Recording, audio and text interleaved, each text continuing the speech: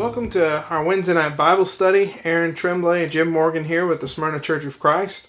We're broadcasting from a different location this week because of some maintenance that's being done. Yeah, for the building. So we've moved to one of the offices here at the church, but same class, same guys, same everything.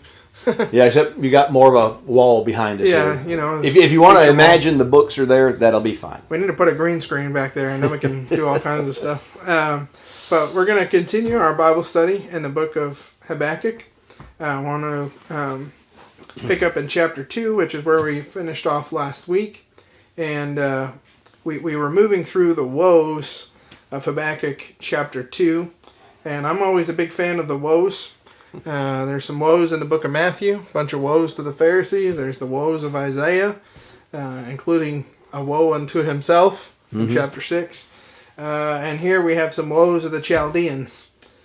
So just trying to summarize a little bit or refresh ourselves. We're getting into these woes of the Chaldeans or the Babylonians because if you remember, Habakkuk asked God or questions God a little bit regarding how God could use a people like them to judge or discipline his own people. And so I think that this is all in here to make sure that Habakkuk understands that God's got things under control and God knows what he's doing. Because remember, these are not, we're not talking here about the people of Israel. Okay, these are addressed to the Chaldeans, the Babylonians, however you want to put it.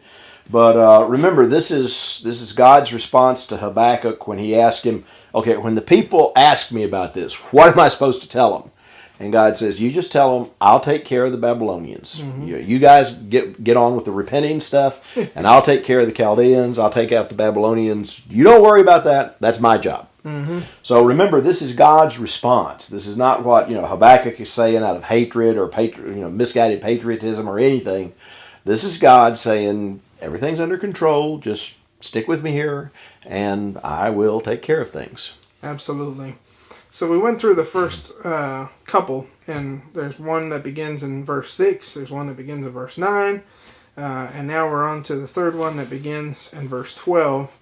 And the first two kind of dealt with this idea of violence and then security, a false sense of security. We talked about 9 through 11.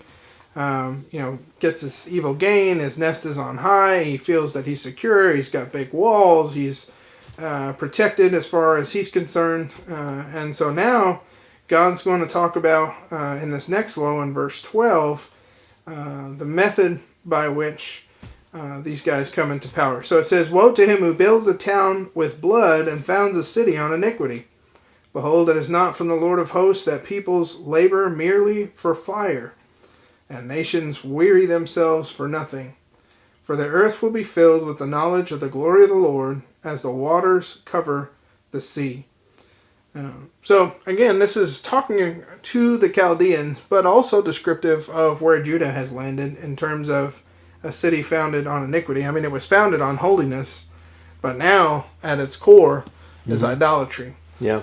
It's interesting in the Bible, the attitude towards cities is somewhat mixed. Because at the very beginning, when everything is right, people lived in the garden. But then as soon as they start moving out, cities start popping up.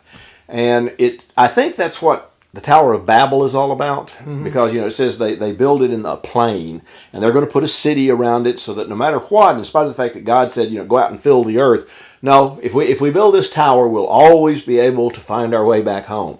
And that's not what God wanted. And the first verse, to him who builds a city with bloodshed establishes a town by crime. Most large cities back then had this mythological basis for their foundation, and it usually involves it's usually a pretty bloody story. Yeah. And there's a lot of sin that's going on. You think of Romulus and Remus with the city of Rome, and how their family was slaughtered and they were left out with the wolves to die, and then everything. So this is reflecting on a city that is founded upon a myth that extols bloodshed and crime is probably not going to be a city that's going to last forever. Yeah, and I think about, as you're talking about in the beginning, you think about Abraham and Lot. Lot puts himself close to the city, and it's close to the proximity of cities. It seems like in Scripture become centers of sinfulness. Yeah. Well, when Lot and his daughters move out, they go to a little city, and they ask, can't you just leave this one little city? And so, things don't seem to go well whenever you get into the cities. And then, of course, you get to Jerusalem, and okay, David was there, and the temple is there, and in spite of that, it's still a city. Yeah. It's still a city. And the Babylonians, we know, have come to this place of power through bloodshed. And they've gone around and conquered all these other peoples and drug them off into captivity. I mean, everything, all of their gain has come at the cost of life. Yeah, and their gods, all human sacrifice. Absolutely. Marduk, all of the gods, that they bring in, all of them require sacrifice. And that's the difference between Israel and most of the other nations, is that the other nations practice human sacrifice.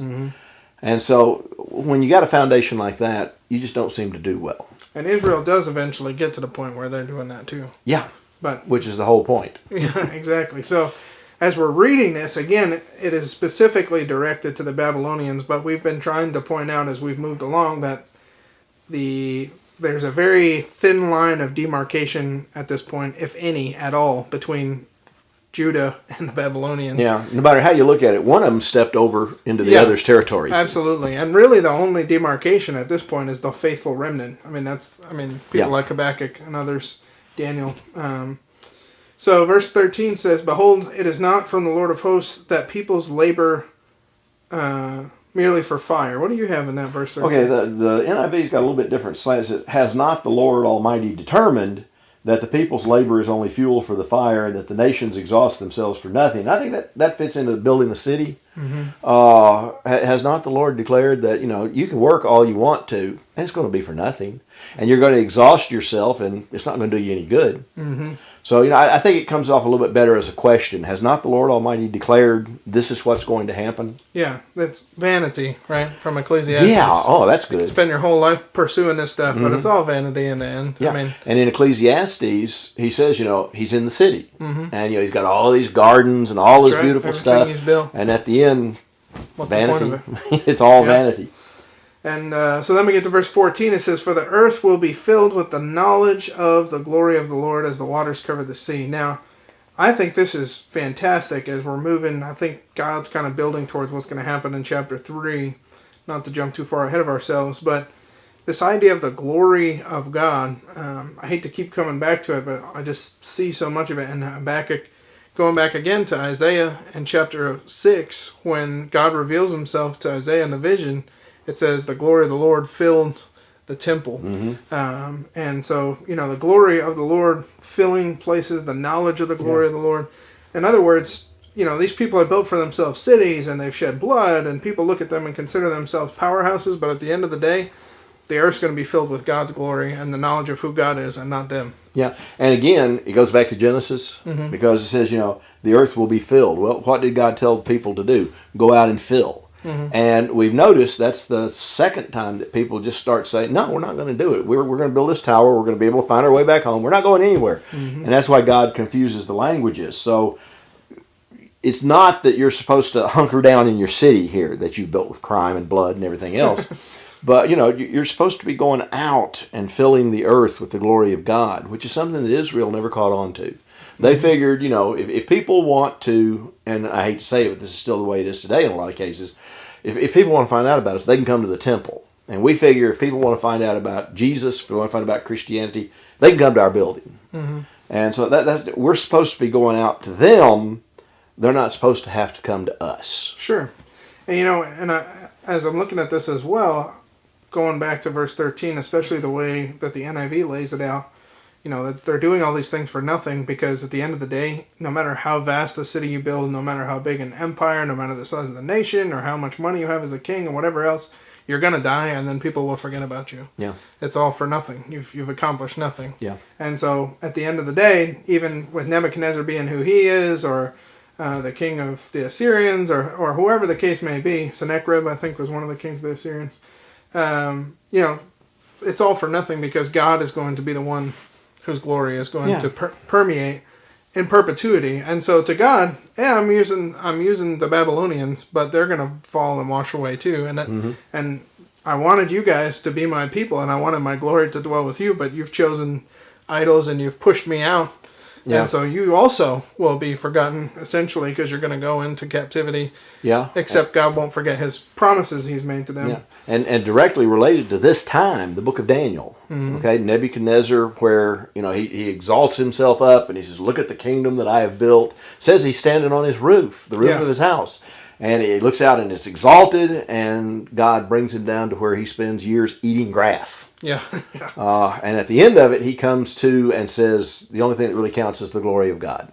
So, and that's a Babylonian king. Sure. So, yeah, you built all this stuff, and you think you're so great, but if God, and you're eating grass, like a cattle, like a beast. Absolutely. And, so all the way through, all these people who exalt themselves. And you get over to the New Testament and the Jews, they've exalted themselves. There's you could go back to ancient Jewish literature and you can find these places where it says, until you've seen the temple in Jerusalem, you really haven't seen a temple. And the people keep sending in all of this stuff, and they had so much gold they couldn't plate anything else, so they put a vine up. And they would put leaves on this vine, and by the time it was destroyed, I think it said it wrapped around the entire complex 3 times. Wow. So, just everything that you build, and at the end, what is it? When the church is so proud of its building and how great it looks and, all the special effects that we have for worship, and there are places that have a huge budget for special effects. At the end of it, what's it all going to come down to? Yeah, it's all for naught. Yeah. Unless what you're investing yourself in is perpetuating the glory of the Lord, because that's what will last forever. And I think God's making a twofold point here. One, Babylon's nothing, Nebuchadnezzar's nothing. These guys are nothing. But my glory is going to be perpetuated. So if you want to be my people, guess what? Then my glory will be perpetuated through you. Then you have an eternal significance and not just a temporary. But Judah has continued to choose, as the Babylonians have, to invest themselves in their cities and these crimes and these kind of things. And it is one thing, that we talked about last week about the idea that if the Jews won't go out into the nations voluntarily, God will find a way to get them out into the nations. Yeah, he seems and to be so that's what it says, the earth will be filled with the knowledge of the glory of the Lord as the waters cover the sea. Well, how are you going to get these people out there? Well, watch this. And he sends them off into exile. And I like even at the end where it says, as the waters cover the sea, because I think there's kind of a play on words a little bit that's going on there, because the sea is water.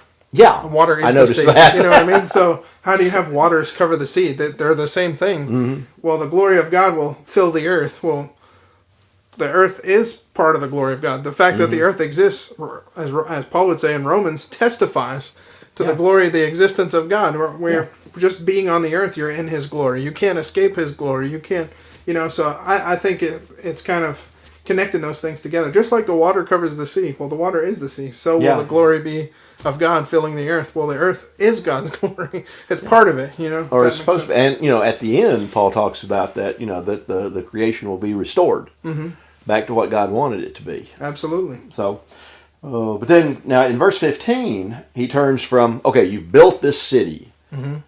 Now, what are you going to get? And I think he turns here to, okay, and these are your pleasures. Yes. This is what you have, you've got this city, and it's so strong, and now you can do what you want to. What are you going to do with it? And so in verse 15, woe to him who gives drink to his neighbors, pouring it from the wineskin till they are drunk, so that he can gaze on their naked bodies. So what are you doing? You're concentrating on your own pleasure. I saw a T-shirt that says, wine, the glue holding this crummy year together. Well, is that what it takes to hold your life together? But it's amazing how often people consider that, drinking is what it takes to really have a good time. And apparently it goes back to this. He gives drink to his neighbor, pouring it from the wineskin till they're drunk. Great party, man. It's a modern Go back to thing. Genesis and Noah. Yeah, so that he can gaze on their naked bodies, drinking and sex. Boy, that sounds modern. Yeah, and again, it just ties back in my brain to Isaiah 5, where he talks about God's people have become heroes at drinking. Yeah. In the morning, not even at nighttime, but first thing when they wake up, they're heroes of strong drink. I think it's Amos that has the same thing. You're heroes at pouring wine. Yeah. So apparently this is a real situation. Absolutely, yes. Oh, But so you can gaze on their naked bodies, and then God says, you will, okay, future, you will be filled with shame instead of glory. Okay, we return to glory here. What is your glory? You're drunk and you're fornicating. Well, that's some glory, isn't it? Yeah. If this is what it's all about, boy, that's some glory for drinking and sex, and that's your glory. You'll be filled with shame instead of glory. And we've lost so much of this. I mean, Oh, yeah. I hear people talk about, especially in the New Testament time, but this, I think, in all biblical context, glory and shame were two huge concepts that permeate everything in Scripture. I mean, Yeah, all the way from Genesis to Revelation. completely. Glory and shame. And- even today, over in the Middle East and those areas, the Oriental sections, this is really big. Yeah, and glory, sometimes I think we don't always have a good conception of what it is. Sometimes I don't think it's quite a perfect synonym, but honor, and glory kind of go together. Honor and shame. And people of God are supposed to be the honor of God. The glory of God is supposed to be in their midst. They're supposed to emulate who God is. And shame. The temple is filled with the glory of God. Absolutely. And you would think the closer you draw to it, the more you strive, you're in awe of it, the more you strive. Like they were at the base of the mountain when Moses was up the mountain and said, just come back and tell us and we'll do it. We don't even want to hear his voice directly to us. And then Moses comes back and his face is shining because he's been in the presence of God. Yeah, and his glory. Well, there's not too many other people that are going to have their faces shining because they're just not interested in being in the face of God. So the reason I think this is critical to spend a little time on, because I think this is one of the few verses that just pairs them together this way, in direct contrast to each other, to be filled with shame instead of glory. Sometimes I ask myself the question because I want to be careful. I look at God's people and I say, how do people end up delivered from Egypt at the base of the mountain with God literally speaking to them, dwelling in their... How do they go from that people to being indistinguishable from their neighbors, from the Babylonians and everything?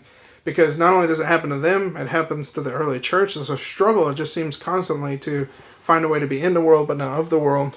And kind of win that battle. And I think one of the things we could focus on that will help us avoid that is having a healthy understanding of shame and allowing ourselves to feel shame, and having a healthy understanding of honor and glory, and having being able to embrace the honor and the glory that comes along with being a son or a daughter of God, because we want to live up to that privilege and honor that we've been given by God. Yeah.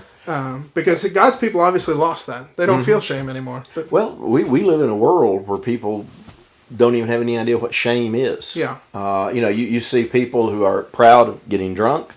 I saw again a bumper sticker, a T-shirt. It says "Abortion Free and Proud." How in the world? Where in the world have you gone to? And all of the things that are going on, and everybody's so proud of all of this stuff. And it's shameful. But Absolutely. we live in a world that doesn't even recognize the concept I agree. of shame. I agree. And when you get to that place where you no longer feel shame for doing wrong, there's no real consequence. I think sometimes if we pray to God, or if God actually said, I'll strike you with a lightning bolt when you sin, then maybe we would learn quicker. We probably shouldn't be doing that. Yeah, But one thing that God's might given get the us message that we forget about in the New Testament is a conscience. And he talks about you need to have a healthy conscience. You don't want to have a seared conscience. scarred over. Yeah, you don't want to have a callous conscience. You Yeah, need to because have with a healthy callous one. you don't feel. Absolutely. And we need to feel and develop a healthy conscience, and not suppress the Holy Spirit when it convicts us when we do wrong and things like that. Because when you lose that, you can easily end up here and notice what, again, verse 16 says, you will have your fill of shame instead of glory. I think that's pretty important. Yeah, and the verse 15 and the first part of 16 talks about what you are going to get out of it. This is your pleasure. This is what you That's right. want to get. And then it says, now it's your turn. And Drink and be exposed. one more thing, just to tie this back to the beginning in Genesis. Of course. Their neighbors drink. You're talking about satisfying their passion, right? What they want. Goes right back to Adam and Eve, right? They eat in the garden. What's the next thing that happens? They eat. They satisfy their own desire instead of doing what God wants. the next thing they're aware of is their nakedness. Mm-hmm. And they feel for the first time shame. Yeah. After they do that, right? So you got and they were ashamed. Satisfying their own desire. You got nakedness in the garden, filled with shame instead of glory all of a sudden after they sin, right? So pretty interesting. There's nothing really new in the sin business. No. It's the same old product that's been sold ever since the beginning, and people are still buying it like it's something new. Yeah, absolutely. Go ahead and something continue new. 16. It says, now it's your turn. Drink and be exposed. Mm-hmm. So, that's... there's a footnote in the NIV there that says drink and stagger. Mm-hmm. But I think that and be exposed goes back to, the nakedness. And so there's an old saying. First time I ever remember it was from Waylon Jennings. But it says, what goes around comes around. Mm-hmm. What you have done to other people is going to come back and get you. You reap what you sow. To use so now it's your turn. Drink and be exposed. The cup. Okay, they talk about, the drinking, the cup from the Lord's right hand is coming around to you, and disgrace will cover your glory. Mm-hmm. The violence you have done to Lebanon will overwhelm you. Your destruction of animals will terrify you. For you have shed man's blood. You have destroyed lands and cities and everyone in them. So we started out with building a city with bloodshed, established a town by crime. Now you have destroyed lands and cities and everyone in them. You shed man's blood. Mm-hmm. So again, it's a circle here. Mm-hmm. It comes back to what you did to others is what they're going to come back and do to you. Absolutely. And we know that's what happened to Babylon. Little old farm boy named Alexander the Great came along and boom, they were gone. Yeah. So, it's just a matter of, and the cup from the Lord's right hand. Okay, the right hand is the striking hand. Mm-hmm. God holds it out because it's the hand of power. He holds it out or he strikes with it. So the cup from the Lord's hand, and again, the Revelation, okay, the cup of God's wrath. Yes. Poured full strength into the cup of God's wrath. The scroll was in the right hand of him who sits on the throne. So the right hand is capable of love and offer and mercy and grace. And what Paul says in Romans about, you've got the wrath and the love of God. Mm-hmm. The right hand is also capable of smacking. You think about maybe illustratively from Esther, you talk about, the scepter being extended or not extended, and it's life or death. If that right hand extends, then you live, and if it doesn't, then you die. Yeah. That's the power that it wields when you're talking about a king or the Lord in this case. And again, this emphasis, 16 just does a good job. The kind of the brackets of 16 is shame instead of glory, shame instead of glory. Mm-hmm. And then 17, I think, is coming back to the idea. I think we mentioned this a little bit last week. You live by the sword, you die by the sword. And so, this, everything you established was in blood, and now you're living for yourself. What did you do with all this power that you gained? You're just living for yourself. Mm-hmm. And so now you're going to pay for all the violence and the blood and everything else. Yeah. What's the ESV you got there for the last part of 17? For the blood of man and violence to the I'm sorry. The middle part of 17. Of 17? Yeah. The violence done to Lebanon will overwhelm you, as will the destruction of the beasts that terrified them. Okay. It says, in the NIV, and your destruction of animals will terrify you. Again, going back to Genesis, animals were not created for us to abuse them. They were created for our use. They were created for food. But we were given the responsibility for them. Mm-hmm. And part of what we've done, someone said once that you can tell a civilization by its attitude towards its animals. Mm-hmm. And Babylon, they would go in and they would take all of the animals and they would hamstring them. Mm-hmm. So, they're crippled. They can't do anything. They would go in and they would just slaughter them and leave them there to rot. It's not like they're, getting them for food or to work or anything. And so God cares about his world. Sure. And he still cares about his world. Absolutely. And so, this is not politically correct where, you have to think animals have rights. No, animals were created for our use. But God expects us to take care of them. Mm-hmm. Absolutely. No, I agree. And I think it just goes to the level of destruction is what it's emphasizing too. Just everything. Man, beast, doesn't matter. Just lay waste. The city's no longer to be occupied. I think, we talk about when they go into exile out of Judah and the temple's taken down, it's taken apart piece by piece. and marched back off to Babylon. Deconstructed, not just and vacated. Rome does the same thing Yeah. again. You've got Titus's Arch in Rome, where you can see all of the temple furniture has been carved in as they haul it back to Rome to be used in the Temple of Jupiter. Yeah. So, again, we're just looking at this bloodthirsty, kind of savage nature to them. And again, it's just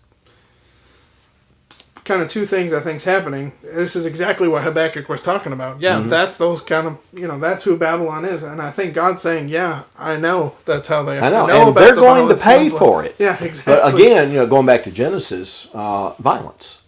This is what it always comes down to. It always comes down to violence. Sure. If you look, that's the reason why God destroyed the earth with the flood. It says, and violence has come up before me, and the earth is filled with violence. And Lamech, poster boy for violence. You mess with me, I'll kill you. Yeah. And so it just seems like that's where it always goes. Even David is described as a man of blood. He's so busy with his warfare, which has to be done in this case, but he's so busy with it that it's not going to be until Solomon's day that we're going to have enough peace that we can build the temple of God. No, So that's a good point. violence is just everywhere. Luckily, we don't live in a violent age, right? Yeah. Yeah, right. So, and then, of course, down in verse 18, you get to it seems like you always get to, especially in the Old Testament. You come back to idolatry. Yes. Because idolatry is nothing more than putting your faith and your confidence in anything but God. Absolutely. And it's supposed to be at least what distinguishes God's people from all the other nations. Yeah. Other nations worship idols. God's people only worship God. Yeah, and I love the way I'm reading Isaiah. Okay, this It's a good book. Yeah, it is. I've heard of it. I've never read it. I thought you ought to. It really is good. But Isaiah and other places too, they just seem to take delight in ridiculing the other nations. Absolutely. I mean, they are making fun of them. Yeah. It goes. They show down at Mount Carmel. Hey, maybe he's on vacation. Maybe he's in the bathroom. Ridicule, almost as if, okay, I'm going to just insult your God all over the place. Let's see what he does to it. Oh, he didn't do anything, did he? Wonder why that is. Yeah. And so, Habakkuk's just carrying on a grand old tradition here. Of what value is an idol, since a man has carved it? Or an image that teaches lies? For he who makes it trusts in his own creation. He makes idols that cannot speak. Woe to him. Okay, so here, move down a little bit, but we're still back in the woes. Woe to him who says to wood, come to life, or to lifeless stone, wake up! Can it give guidance? It's covered with gold and silver. There's no breath in it. But the Lord is in his holy temple, and let all the earth be silent before him. So you talk about a contrast. The God who is in his holy temple, and when you see that, you just hush. Sometime I'm going to make a compilation of all the, like you're talking about, the insulting that happens about idolatry. But I can't help but think of Isaiah when he talks about you bake your bread with one side of the stick. Yes. And you worship the other side. Yeah. Half of it he uses to bake his bread. Half of it he sits up and says, save me. And, and the very thing you worship days before was a dumb, mute, blind piece of, I can't remember the word he uses, but like raw material, and then this craftsman just makes it, and all of a sudden you're going to worship that. The guy that made it. Yeah. He goes on and on, just talking about idols are us down the street. Yeah. And I think Habakkuk, or God himself, is kind of doing the same thing here. What prophet is an idol when its maker shaped it? You know where it was made. It's probably got the, what do they call it, the maker's mark or whatever on the bottom. Brand. Made by Joe. Something like that. So you know the guy that made it's a metal image, a teacher of lies. I mean, everything about an idol is a lie. Yeah. Everything from its form, whatever came out of the maker's head, I mean, that's a lie. I mean, it's just a manifestation of his imagination, right? The material that it's made from, having any kind of significant, I mean, all that stuff, it's just well, you're taking God's created stuff and you're making an idol out of it. Yeah. That doesn't make any sense whatsoever.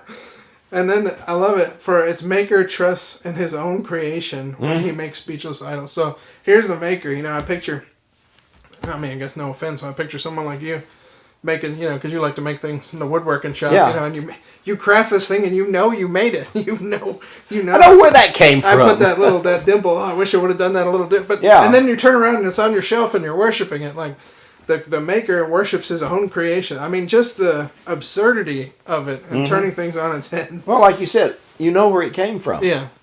And in every other case, I mean, we have a struggle, and Romans 1, we'll go back there again from Paul's perspective.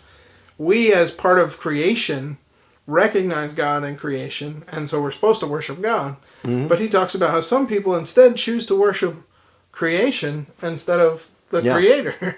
They worship the beasts and all these things he lists off. And it's just amazing. Why would you ever... I mean, you can appreciate how amazing that thing is, and I'm sure the craftsmen who made idols were incredible. I'm sure it was just... But at the end of the day, you made it yourself. You know where it came from. Yeah. And so how can it be greater than you are if you made it? I mean, and it's got, woe to him who says to wood, come to life. Yeah. Well, you're going to wait around a long time for that one. But I like the next one, or to lifeless stone. Wake up! Okay, you got your idol, and he has to be laying down here if you're going to tell him to wake up. Yeah. So, instead of setting him up yourself, hey, wake up, get up, come on, up. And it's ridiculous. It is. But it's no more ridiculous than what people put their faith in today. It's just crazy. And I think of Dagon from the Philistines, he kept falling on his face, and they're like, oh, let's prop him back up again. He can't even lift himself off the ground, never mind. Yeah, he comes in the next day and his hands are gone. Yeah, like what in the world? I mean, we better get this thing out of here before our whole idol is gone. So you almost just picture a guy, Habakkuk's laying it out here, and by the way, he is talking about Babylon, but let's be honest, at this point, Judah's got idols all the way into the temple courts. I mean that's rampant. Yeah. And in the secret rooms in the middle of it, according to Ezekiel. Yeah. Ezekiel says you think nobody can see you in there. But today, okay, I'll go here for a minute and then I'll leave it alone. We got one man who claims that he is going to be the next president. We got another man who claims, no, I'm still the president. And you've got people who are willing to kill for either one of those positions. Now, you know where these guys came from. You know what they are, but you're putting all your faith in them. It'll destroy this country if my guy's not in control, one or the other. And we know where that comes from. We know where these guys come from. We know all of their mistakes, but still, somehow, people just keep putting their faith in them. Money, whatever it is. Politics, wealth, alcohol, sex, all of these things have become idols because there's something that God made. They're God's stuff. And you take them and you turn them into an idol, which is just exactly what they're doing here. They take God's raw materials and they turn it into an idol. And then they think, that's what's going to save me. Yeah, and when you go back through, you're exactly right. I mean, they're... what's the word I'm looking for? Ambition is what he talks about there in 9. Evil gain. I'll do anything it takes to get this stuff because I'm the one that's in control. I'll get what I want and all this. I mean, no matter what it takes, I'm going to get what I want to get. And then you look at the blood and crime and all that to get their way. Like you were talking about drinking, all these kinds of things have all become idols. Even the sense of security that they get. When he's talking about that in 10 and 11, you think you're this eagle in a nest. You built for yourself this house and this wall and you're secure. You're secure. None of that stuff's supposed to come from you. That's supposed to, your security, your sense of...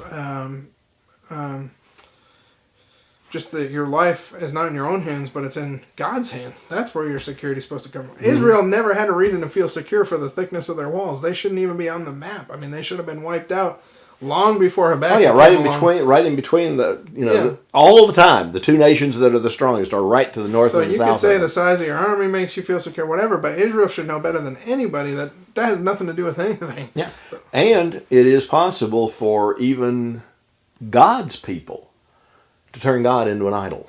Sure. Whatever I tell him to do, that's what he's got to do. Yeah, whatever it is, I'll talk to God. He'll take care of this. I remember a famous TV preacher who a hurricane was coming straight at his sights, and he said, "I told God, turn that thing around," and sure enough, that hurricane turned right around. When you think you control God, that's not God. Yeah, and isn't it interesting, specifically with you saying that in 19 that whoever, I guess it's the craftsman, thinks that he can speak life into the idol. Yeah. But that's something God did, right? I mean, God's spoken word created. This guy makes everything with his hands, and then it's like, okay, it's time, let's go, wake up. And nothing happens. Right, exactly. Oh, and then, it ends in one of the most magnificent verses in the Bible, there in verse 20. The Lord is in his holy temple. Let all the earth be silent before him. And I think that the significant thing is chapter 3, verse 1, a prayer. When you see God in his holy temple, you don't talk at him. It's prayer. Mm-hmm. And I think, too, there's a contrast between 20 and 18 and 19. Oh, yeah. Nobody created God. No. God's in his temple. Mm-hmm. Number two, these other things are speechless and they can't teach, and God can speak and God can teach. Mm-hmm. Number one. And number two, notice that the craftsmen are trying to tell this thing. It's like you said on Mount Carmel with Elijah. Wake up, are you on vacation? What's good? Mm-hmm. Nobody has to talk to God and say wake up or do something. It's like you're saying, when you're in God's temple, you keep silent. Mm-hmm. You don't say, God, you have to do this, or God, wake up, or God, no. When you're in God's temple, you keep silence before him. God is the one who speaks in his temple. And we recognize that there is something about silence that is special. Maybe because we don't get so much of it. Sure. But, just silence. I've told this story before. We were in Hawaii, we went to Pearl Harbor, we went out to the Arizona, and there was a group of tourists over there that were just yakking and talking and, hey, take a picture of me. And the guy who works for the Park Service walked over to them and told them, this is a place where silence reigns. Mm-hmm. You do not do that here. If you want to do that, you go back. Tomb of the Unknown Soldier is the same way. Yes. I mean, there's just some places where you look at somebody who's making a racket and just, how in the world? Mm-hmm. What is the matter with you? In every instance in Scripture when people are in God's presence, this seems to be the initial reaction. Mm-hmm. God has to initiate, okay, you can speak. Yeah. Well, and in Revelation it says, and there's silence in heaven for a half hour. Yeah.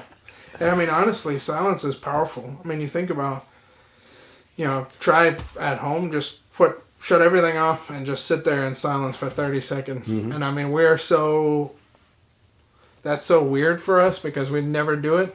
It kind of probably freak you out a little bit, even if it's 30 seconds. Yeah, we've got white noise machines. Yeah. Because we can't stand the silence. Exactly. But you and I have both counseled with people, and silence is one of the most powerful forces you can bring to bear on a person.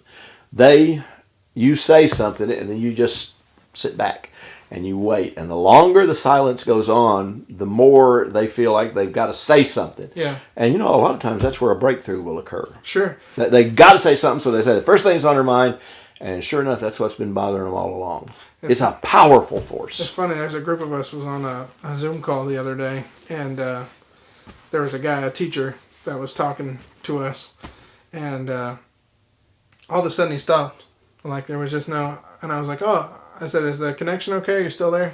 He goes, I'm being silent. It's a teaching tool. And then he just sipped his cup because he was waiting for a response. He asked a question, and then all of a sudden it just stopped, and nobody was saying anything. It's like, oh man, the internet went down. Got to be the electronics have gone out. I'm being silent. It's a teaching tool. He's saying this is intentional. And there's another thing. Silence can mean a very comfortable relationship. Sure. When you're with somebody that you've known for a long time, you don't have to fill the space with talk. Mm-hmm. If it's a new relationship, silence is awkward, we say. But there's a comfortable silence when you really have a good relationship with a person. You don't have to fill it. The Lord is in his holy temple. Mm-hmm. We can be silent before him. We don't have to. Jesus talks about, they think they'll be heard with vain repetitions. Oh, yeah. Got to keep it going, got to keep it going, got to keep it going. With God, you can actually be quiet and just enjoy his presence. Mm-hmm. Yeah, I think going back to Genesis, they walked in the garden with God. Yeah. It's just like they were just co-dwelling, cohabit, whatever you want to call it. They were living together in a garden, and it doesn't say what's that song? There's a song we sing talks about. They walked with God and talked with him. But I do think, because of the context, and we're contrasting idols and the God, and these idols, they can't speak, they're worthless, and all this other stuff, and then he evokes the image of God in his temple, and I think the best place in the Old Testament to help us wrap our head around that is Isaiah 6, and just, I mean, the threshold is shaking, and just the hem of the corner of God's robe fills the entire temple. I mean, that's nothing. Yeah. I mean, just a little smidgen, and there's smoke coming out, and even the cherubim are covering their eyes. And and there's Isaiah, this guy who just walks in, is like, whoa, I don't think I belong here. Yeah. And all of a sudden, all he's aware of is the fact that he's unclean. He's just unworthiness, you know. And it's not because God yelled at him. No. But, and, you go back to Elijah again. When he's out there in that cave, and this thunderstorm comes. God's not in that. And the lightning comes, and the earthquake comes, and the wind comes. And then there's this still small breeze, and God speaks. There is a silence that is a part of religion that I think somewhere along the line in our noisy world we've lost. That, it might be time to go back to it. In worship service, if there is a moment of silence, everybody starts looking around. Who's supposed to be up there? Who's missed their cue here? Yeah. And I think about Eli. He keeps getting called, and finally says, "Why don't you try asking him what he wants? Yeah. Why don't you try that this time? Instead of just instead of coming to me, talk to God." Yeah. Well, we're out of time.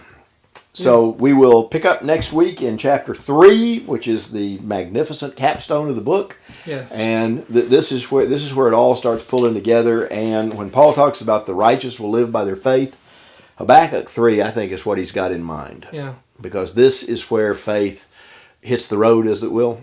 And that's where it's going to be really good. Yeah, it's an excellent ending. Don't miss it.